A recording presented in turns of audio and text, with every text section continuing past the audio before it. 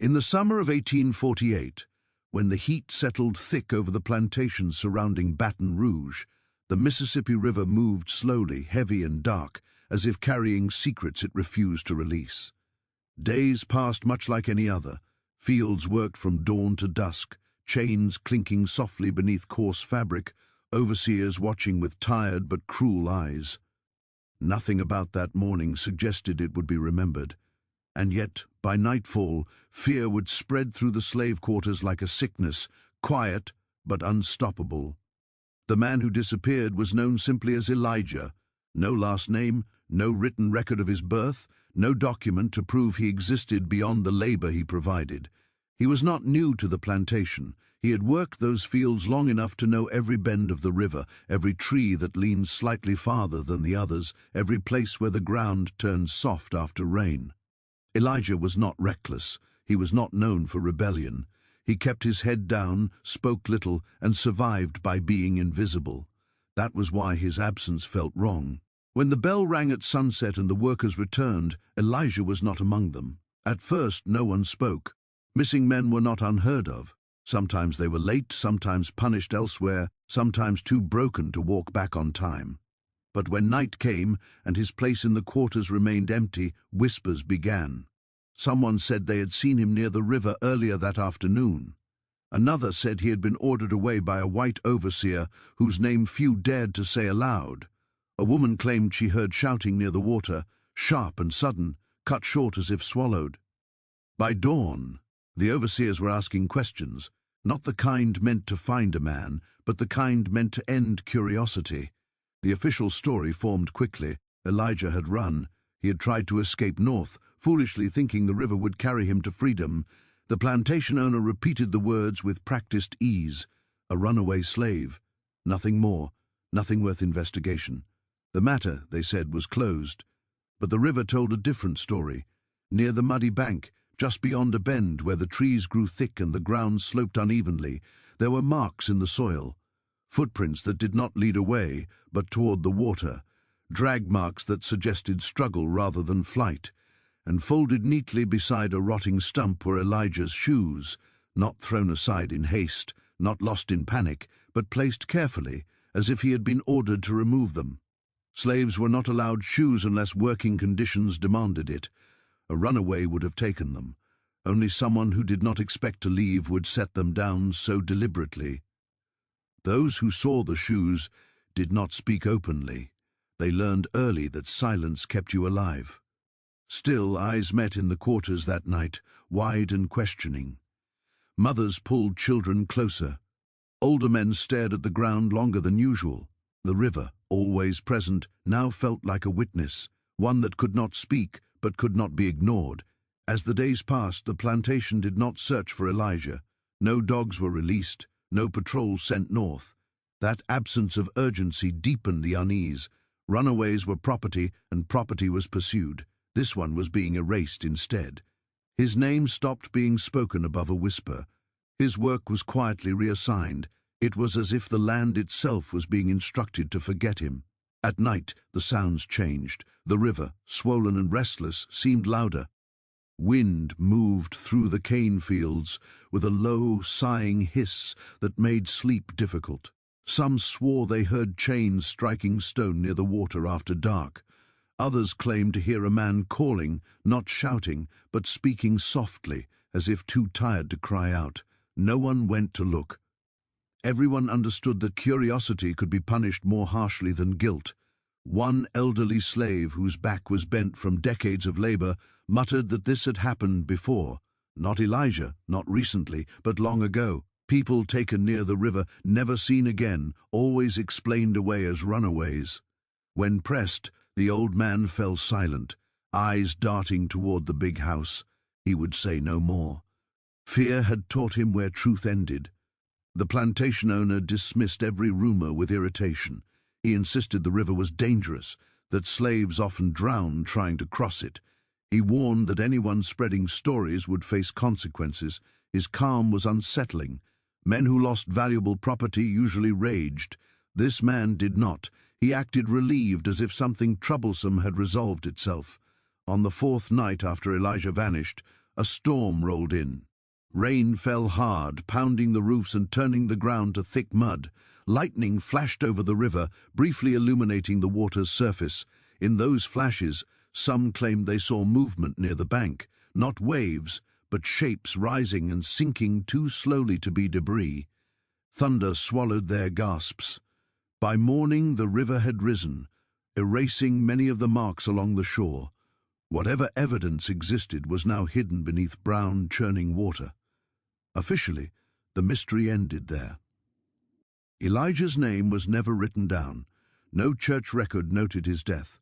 No ledger marked his loss. He simply vanished into the space between explanation and silence. But unofficially, the plantation had changed. People avoided the river unless forced to go near it. Overseers lingered there longer than before, watching, guarding. A sense of being observed settled over the quarters, heavy and constant.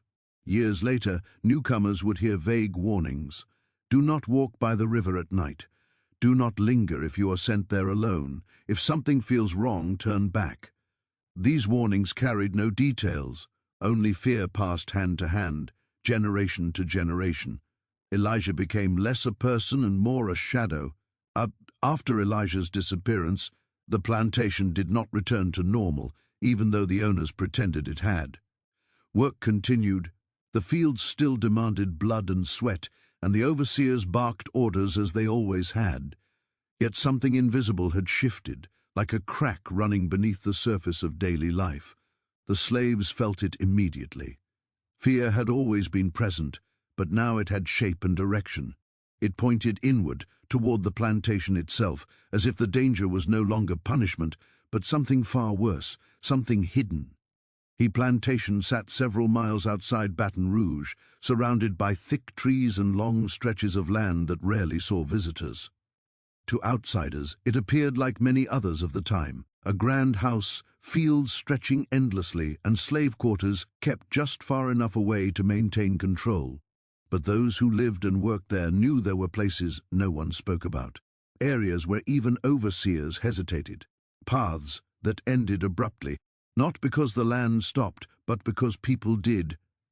No such place lay behind an old storage barn that had supposedly collapsed years earlier. Officially, it was unusable. Unofficially, slaves noticed that men were sometimes taken there after dark and never brought back to the quarters until morning, if they returned at all. When they did, they were changed. Their eyes avoided contact. Their movements were stiff, careful, as if every step caused power. Questions were never answered. Silence became survival. As days turned into weeks after Elijah vanished, the plantation owner grew increasingly strict about nighttime movement. Guards were posted closer to the slave quarters. Anyone caught wandering after dark was punished severely, not publicly but privately. That secrecy was more frightening than public violence. Public punishment was meant to teach obedience. Private punishment was meant to erase resistance. Whispers began circulating about what truly happened behind the barn. Some said there was a room beneath it, dug into the earth, where sound could not travel. Others claimed it was used for experiments, tests of endurance, cruelty taken beyond discipline and into obsession. No one could confirm these stories, but they all shared a common detail. Those taken there were chosen carefully. Not the loud ones, not the rebellious ones, but the quiet, observant slaves. People like Elijah. An older woman named Ruth, who worked in the big house kitchen, overheard things she was never meant to hear. White men spoke freely when they believed no one important was listening. One evening, while scrubbing the floor near the dining room, she heard the plantation owner complain that fear fades too quickly and that some lessons must be made permanent. Another man laughed and replied that the river helped keep secrets better than land ever could. Ruth froze where she knelt, her hands trembling in the dirty water. That night she did not sleep. The next morning, Ruth tried to warn others in her own quiet way. She did not speak openly. She simply told younger slaves to stay visible, to never be alone near the river, and to avoid being noticed for anything, good or bad. Attention, she said, was dangerous. Her warnings spread, disguised as advice carried from whisper to whisper. The plantation's cruelty had always been systematic, but now it felt deliberate in a new way. Overseers began isolating individuals under the excuse of special work. Someone would be sent to fetch tools and not return until hours later, pale and shaking. One man came back with fresh scars that were not from whips or chains. They were precise, almost measured. When asked what happened, he shook his head and said only, "They were testing something." At night, strange sounds drifted across the land, low, muffled cries that did not carry far, the kind that seemed swallowed by the earth itself. Dogs sometimes whined and refused to go near certain areas. Even the overseers avoided those spots unless necessary. Fear, it seemed, was not limited to the enslaved. One evening, a young boy named Samuel, no more than 12, was sent to carry water near the old barn. He returned running, spilling the bucket, his face drained of color. He said he heard voices underground, not shouting, not talking, praying. Multiple voices, weak and broken, repeating the same words again and again until they blurred together. When an overseer demanded he explain himself, the boy was beaten and accused of lying. After that, Samuel stopped speaking almost entirely. The pattern became impossible to ignore. Every few months, someone vanished or returned changed. The official explanation never varied: runaway, punishment elsewhere, illness, accidents. But the slaves began counting. They noticed how many disappeared compared to how many escaped. The numbers did not match. Too many were lost for so few to be found. An old man named Isaiah, who had survived longer than most by becoming forgettable, finally spoke one night. He said that years ago, before many of the current slaves had arrived, a group had tried to resist, not an escape, but quiet defiance, working slower, breaking tools, refusing to cooperate. The plantation owner responded not with mass punishment, but with precision. One by one, the leaders vanished. The resistance died without a fight. After that, fear did the work of chains. Isaiah believed Elijah had seen something he was not meant to see. Perhaps he noticed the wrong movement at the river. Perhaps he overheard something. Perhaps he simply asked the wrong question. On this plantation, knowledge itself was a crime. What made the situation more terrifying was how carefully everything was managed. There were no visible mass graves, no obvious signs of slaughter. The land appeared clean, orderly. Any physical evidence was buried deep or washed away by the river. The cruelty was not chaotic. It was controlled, designed. That control suggested intention, and intention suggested that Elijah was not an isolated case, but part of a system. The slaves began to understand that survival depended on appearing empty inside. No curiosity, no emotion, no memory. Children were taught early not to look too closely at anything unusual. Mothers sang softer lullabies, choosing songs without words that could be misunderstood. Names of the disappeared were slowly stopped being spoken, not out of forgetfulness but fear. Remembering them felt dangerous, yet memory has a way of lingering. Every time someone passed the river, they remembered Elijah's shoes. Every time they were ordered near the barn, they remembered the prayers Samuel had described. The plantation's dark secret lived on not in proof but in behavior, avoidance, silence, and terror woven into daily routine. By the end of that year, the plantation was quieter than ever. Productivity increased. There were fewer incidents of resistance. From the owner's perspective, order had been restored. But beneath that order was something rotten, the kind of evil that does not scream but waits, the kind that hides behind routine and calls itself necessary. Elijah's disappearance had opened a door, if only slightly, revealing what lay behind the plantation's polished surface, a truth too dangerous to confront and too terrifying to forget. And though no one dared say it aloud, many now believed the same thing. The plantation did not merely punish slaves, it consumed them. By the time the third month passed after Elijah vanished, the land itself seemed uneasy, as though it could no longer hold what had been hidden within it. The slaves felt it under their feet when they walked, a strange softness in places that had once been firm. They smelled it too, especially near the edge of the woods bordering the river outside Baton Rouge, a faint sickly odor that did not belong to rot or marsh water, but something heavier, something wrong. No one was supposed to go near that stretch of land. Overseers had declared it off-limits, claiming snakes, unstable ground, and the risk of drowning. Yet it was precisely those warnings that drew quiet attention to it. Forbidden places always carried truth. People noticed how guards patrolled there more often than necessary, how lantern light flickered late at night where no work was scheduled, how the dogs refused to track scents near the riverbank, whining and pulling against their chains. The first physical sign came after a hard rain that lasted 2 days. Water soaked into the earth, loosening soil that had not been disturbed for years. When the storm finally broke, a group of slaves was ordered to clear fallen branches near the tree line. They worked silently, heads down, until one man's shovel struck something that was not wood or stone. The sound was dull, hollow, unmistakably different. He froze. The others froze with him. At first they thought it was an animal carcass. Dead livestock was not uncommon.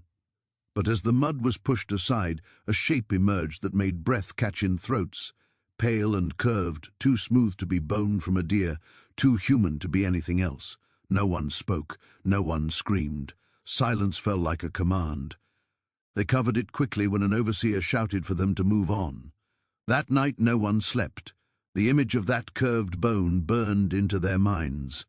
It was not just the bone itself, but where it was found, too far from the river to be an accident, too shallow to be old. The earth had given something back. Word spread carefully, carried in fragments and glances. People began to notice other signs. A length of rusted chain half buried near the water, scraps of cloth tangled in roots, fabric that matched the rough material issued to slaves, small items that should not have been there, a wooden button, a broken iron clasp, a child-sized shackle bent open as if pried apart by force. One evening, an elderly woman named Hester, who had lived through more plantations than she could count, told a small group what she believed. She said the ground was tired of holding secrets, that when too much blood soaked into one place, the earth pushed back. She had seen it before, not here, but elsewhere, plantations where people vanished quietly until one day the truth surfaced in the most inconvenient way possible. The next discovery was impossible to dismiss. A young man fed. Chingwater noticed something white protruding from the riverbank where erosion had eaten away the soil. He thought it was driftwood bleached by the sun. When he touched it, it crumbled slightly, leaving powder on his fingers. Bone, human bone, more than one, arranged not randomly but close together, as if bodies had been placed deliberately, stacked, hurried and forgotten. Panic threatened to break the silence, but fear crushed it back down. The man said nothing aloud. Instead, he washed his hands until they bled, scrubbing away the dust, the knowledge, the certainty. But the river did not erase what he had seen. By morning, the rumor was alive. The overseers reacted quickly once they realized something was wrong. Work assignments changed. That section of land was closed entirely. Guards were doubled. Anyone caught lingering nearby was punished without explanation. The punishment was severe enough to make an example, but not public enough to invite questions. The plantation owner did not deny anything. He simply ordered the land sealed off. Despite the danger, curiosity spread like a slow-burning fire. A few brave or desperate souls went back at night. They moved carefully, guided by moonlight and memory. What they found confirmed their worst fears. Shallow pits disguised by brush, soil disturbed and hastily replaced. In one place the ground sank slightly underfoot, as if hollow beneath. When they pressed an ear to the earth, they imagined they could still hear something, echoes of movement, or perhaps their own blood rushing too loudly in their heads. One man swore he found a skull with a deep crack along one side, the kind caused not by accident, but by deliberate force. Another claimed he saw marks on bones that looked like cuts, clean and precise. These were not the remains of people who had drowned. These were the remains of people who had been handled. The most disturbing discovery came when a group found something smaller than the rest. Bones that belonged to someone young, too young to have been sent alone to the river, too young to have run away. The realization settled like poison. This was not about discipline. It was not even about control alone. It was something colder, something that treated human lives as disposable tools. When one overseer went missing shortly afterward, unease spread even among the white men. He had been known to patrol the forbidden area frequently. One night he failed to return.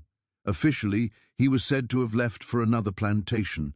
Unofficially, people noticed how his replacement avoided the river even more carefully than the rest.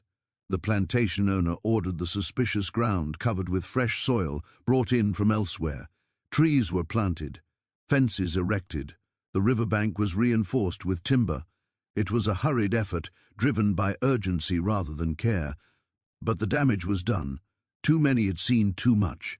From that point on, the river became something else entirely, not just a boundary or a threat, but a grave that refused to stay hidden. People swore the water moved differently there, swirling in slow, unnatural patterns. Fishermen from neighboring areas avoided that stretch without knowing why. Animals would not drink from it. At night, the sounds returned, louder now. Not just chains, but something like earth shifting, as if the ground itself was restless. Some claimed to see pale shapes near the water's edge when the moon was full. Others dreamed of hands reaching upward, fingers caked with mud, pulling at nothing. Elijah's name resurfaced in whispers, tied now to many others. He was no longer just a missing man. He was part of something larger, something terrible that could no longer be denied. The plantation's secret was no longer a rumor. It was written into the land, carved into bone, whispered by the river. And though the owners tried to bury the truth deeper than before, the slaves understood something crucial. Secrets could be hidden, but they could not be erased. The earth remembered, the river remembered, and one day, whether through discovery or destruction, the truth would surface completely. Until then, they lived with it, walked over it, and prayed they would not be the next to join it.